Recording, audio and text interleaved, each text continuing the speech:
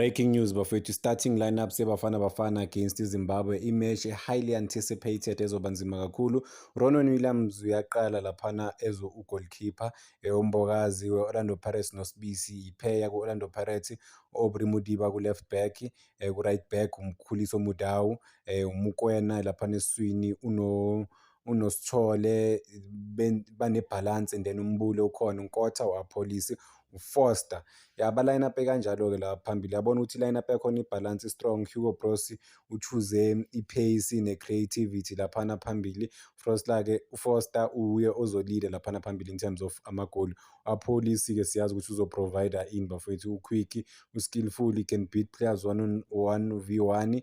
Umbuli-ke return yakhe since ebuyile kuBafana Bafana exciting ngempela, uzo-adda ispark laphana phambili in terms of like contributing nokuthi awine laphana amabhola eswini. So it's not gonna be an easy game njengoba bengishilo, it's highly contested. iZimbabwe nayo izofuna ukuprove ipoint ukuthi stophe iBafana Bafana ukuthi qualify for i-World Cup. Ispoile nje le party le, but siyabathemba abafana ukuthi potentially bangakwazi ukuthola ama-results. Yes, it won't be easy, but they have to try and grind ama-results bafowethu.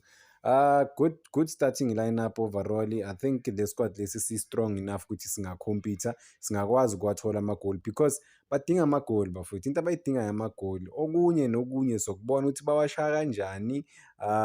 Bayawadinga ngempela amagoli bafowethu.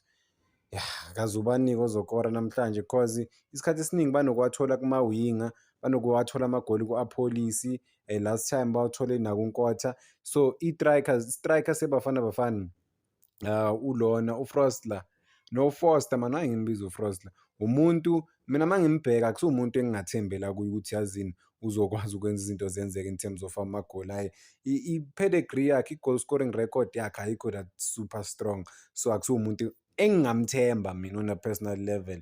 But-ke bakhona uNkotha nesipiti sabo, hopefully-ke kuzoba ilanga lakhe again uNkotha ukuthi akwazi ngempela ukudeliver for i-team.